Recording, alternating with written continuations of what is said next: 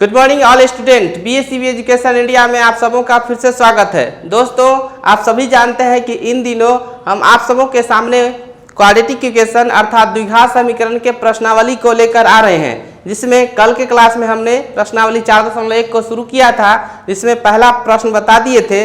आज के क्लास में हम लेकर उपस्थित हैं उससे आगे यानी प्रश्न संख्या 2 से। तो आइए दोस्तों देखते हैं प्रश्न संख्या 2 में क्या कहता है। प्रश्न संख्या 2 में है, निम्न स्थितियों को द्विघात समीकरणों के रूप में निरूपित कीजिए।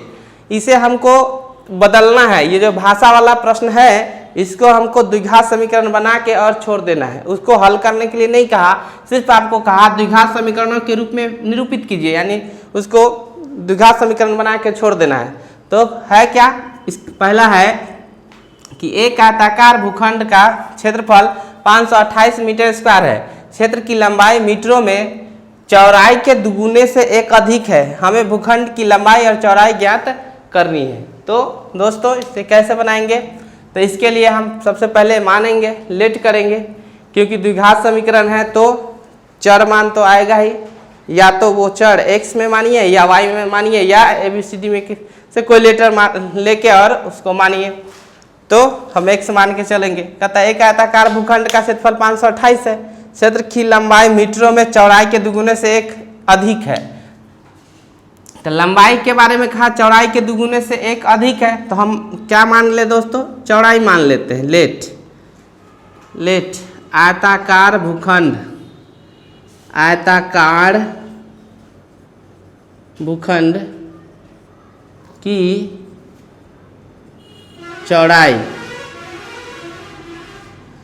आयताकार भूखंड की चौड़ाई x मीटर, क्योंकि कहा मीटरों में, मीटर। तो लंबाई क्या हो जाएगा दोस्तों? आयताकार भूखंड की लंबाई हो जाएगा, लंबाई में कहा है कि चौड़ाई के दुगुना से एक अधिक। तो चौड़ाई माने x, तो इसका दुगुना यानी 2 से गुना, तो 2x प्लस 1 ज़्यादा यानी 2x प्लस 1। अब हमें लंबाई और चौड़ाई पता है, तो आयत के क्षेत्रफल आप जानते हैं क्या होता है।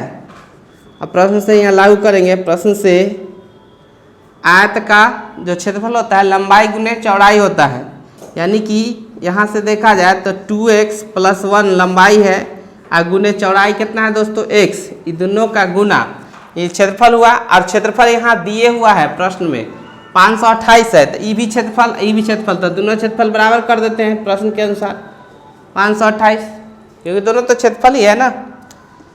तो यहाँ x से गुना करेंगे तो ये हो जाएगा 2x स्क्वायर प्लस x के गुना x है तो x से कम x, और 528 इधर ले आइए तो प्लस से इधर आएगा तो माइनस बराबर 0। तो आप देख लिए, ये तो बन गया आप द्विघात समीकरण। हमको द्विघात समीकरण के रूप में तब्दील कर देना है, बस हो गया, आंसर हो जाएगा इतना। इसको हल करने के लिए अगर कहता तो हम हल कर के बताते। वैसे आगे के प्रश्नावली में आपको हल भी पूछेगा तो हम बताएंगे कि कैसे हल करते हैं इसको, और चुटकियों में सीखिएगा हल। तो आइए देखते हैं अगला प्रश्न। अगला प्रश्न है दोस्तों दूसरा, 2 क्रमागत धनात्मक पूर्णांकों का गुणनफल 306 है। हमें पूर्णांकों को ज्ञात करना है। इसके लिए हमें समीकरण यानी कि द्विघात समीकरण व्यक्त करना है, मिलाना है। तो हम सबसे पहले मानेंगे लेट मतलब होता है माना कि 2 क्रमागत धनात्मक पूर्णांक है। तो पहला धनात्मक पूर्णांक हम मान लेते हैं x। पहला धनात्मक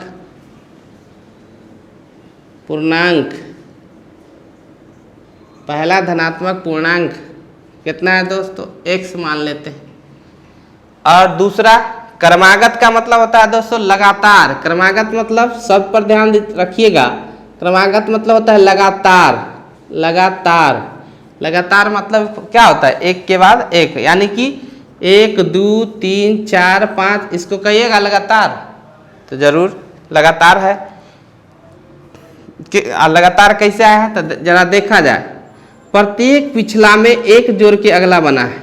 यहाँ से देखे तो 1 में 1 जोड़ेंगे तो 2 आया है, 2 में 1 जुटा होगा तो 3 आया है, फिर 3 में 1 जोड़ के 4 है, यानी कि प्रत्येक पिछला में 1 जोड़ने से अगला का आ जाता है। तो उसी प्रकार यहाँ देखिए, पहला धनात्मक पूर्णांक अगर हम x मानते हैं तो दूसरा क्या हो जाएगा दोस्तों? तो 1 जोड़ दीजिए, इसमें दूसरा आ जाएगा। दूसरा धनात्मक पूर्णांक हो जाएगा x प्लस 1। अब कहा कि दोनों का गुणनफल, प्रश्न क्या कह रहा है दोस्तों, प्रश्न से दोनों का गुणनफल यानी गुना, तो गुना कर देते हैं x इंटू एक्स प्लस 1, जब गुना करते हैं तो कितना आता है 306। अब गुना कर दीजिए x का गुना x से तो एक्स स्क्वायर, x का गुना x से तो x से कम 1, और 306 इधर ले आएंगे तो प्लस से माइनस 306 बराबर 0। हमें द्विघात समीकरण तो बनाना है, बस हो गया आंसर, हल करना तो है नहीं।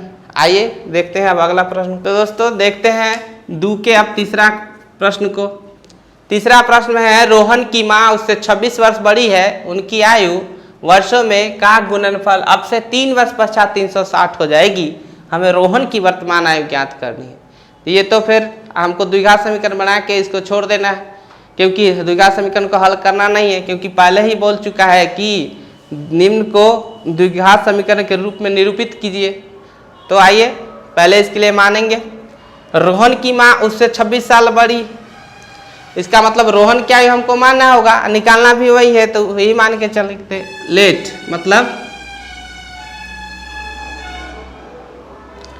मतलब माना कि रोहन की वर्तमान आयु, रोहन की वर्तमान आयु x वर्ष, क्योंकि जब भी किसी का एज मानेंगे तो वो वर्ष में ही होगा, साल में ही होगा। तो रोहन की वर्तमान आयु x वर्ष माने।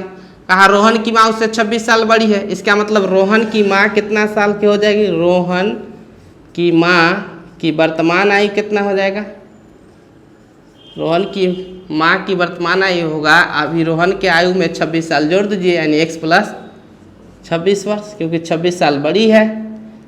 कैसे तो अगर हम आपसे पूछे कि किसी व्यक्ति की उम्र अभी 10 साल के है, कहेंगे कि 10 साल बाद उसका उम्र कितना हो जाएगा, तो क्या कीजिएगा कि 10 साल और जोड़ दीजिएगा तो 20 साल हो जाएगा।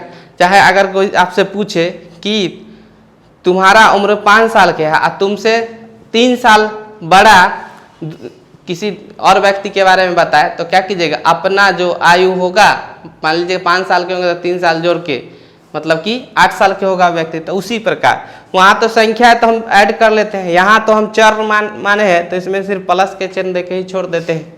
रोहन की वर्तमान आयु x माने तो रोहन की माँ हो जाएगी x प्लस 26 वर्ष। अब कहता है कि उनकी आयु का गुणनफल अब से 3 वर्ष पश्चात 360 हो जाएगी। 3 वर्ष पश्चात मतलब दोस्तों बाद होता है, पश्चात का मतलब होता है बाद, 3 वर्ष पश्चात तक। 3 वर्ष पश्चात रोहन की आयु कितना होता है देखते हैं पहले। 3 वर्ष पश्चात रोहन की आयु, बेचारा अभी x वर्ष के है तो 3 वर्ष पश्चात तो बढ़ेगा कि उतने रहेगा, बढ़ेगा, तो 3 साल जोड़ दीजिए यानी कि x प्लस 3। 3 साल बाद रोहन बढ़ेगा तो कि माँ की उसकी आयु उतने रहेगा कि वो भी बढ़ जाएगा, यानी 3 वर्ष पश्चात रोहन की माँ की आयु, रोहन की माँ की आयु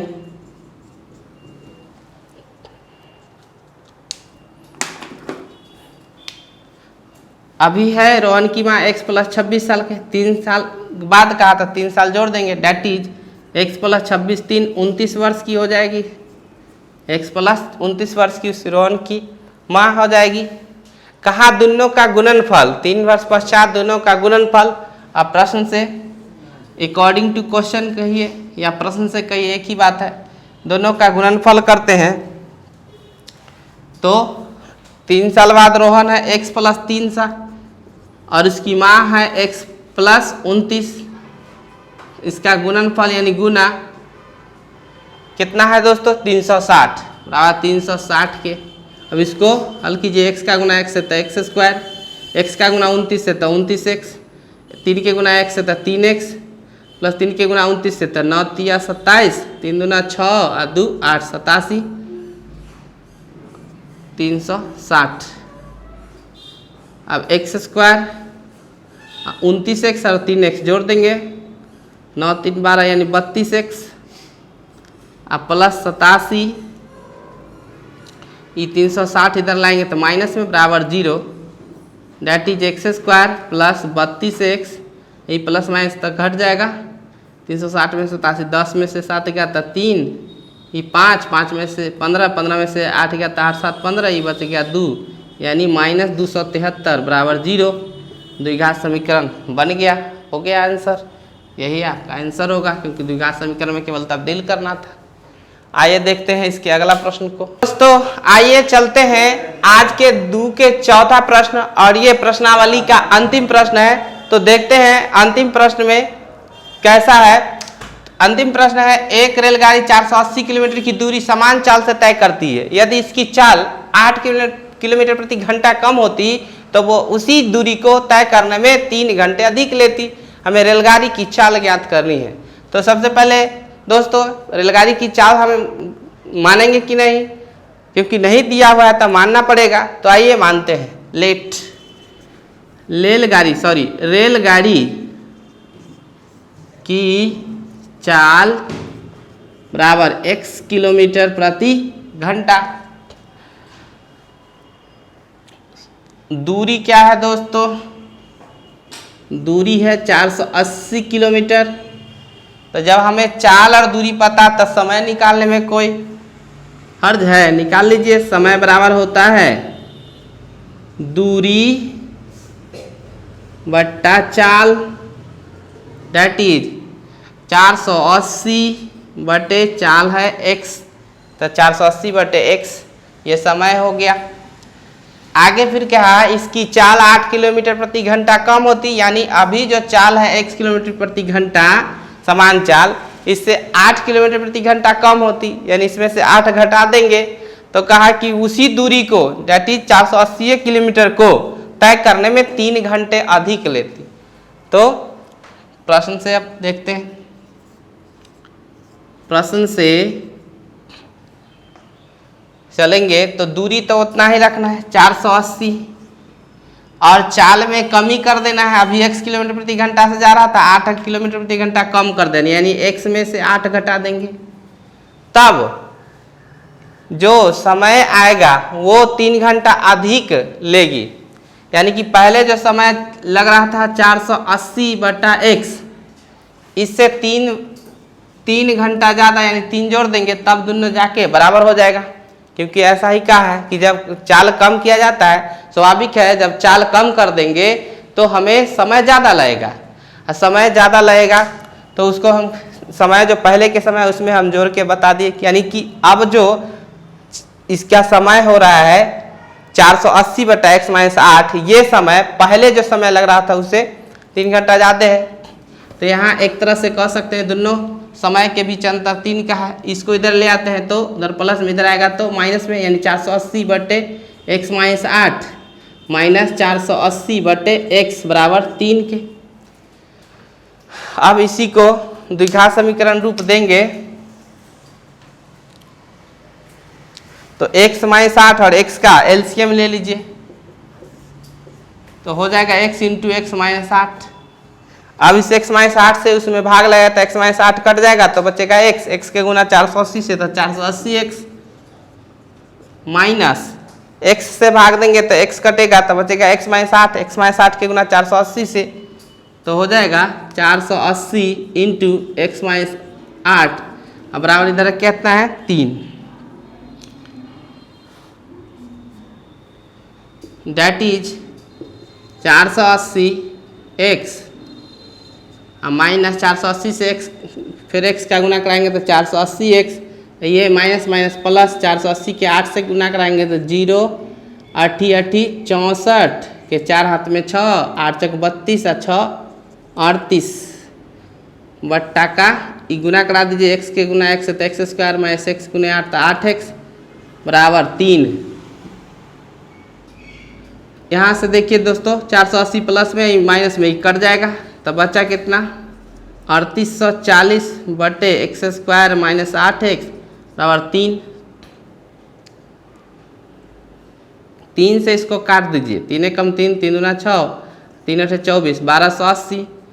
इधर एक बचा, 1 के गुना एक्स स्क्वायर माइनस 8x से, तो क्या हो जाएगा एक्स स्क्वायर माइनस 8x, और इसके बट्टा में कुछ नहीं तो 1 होगा, 1 के गुना 1280 से, तो 1280 that is x square minus 8x, 1280 इधर आएगा तो माइनस में बराबर 0।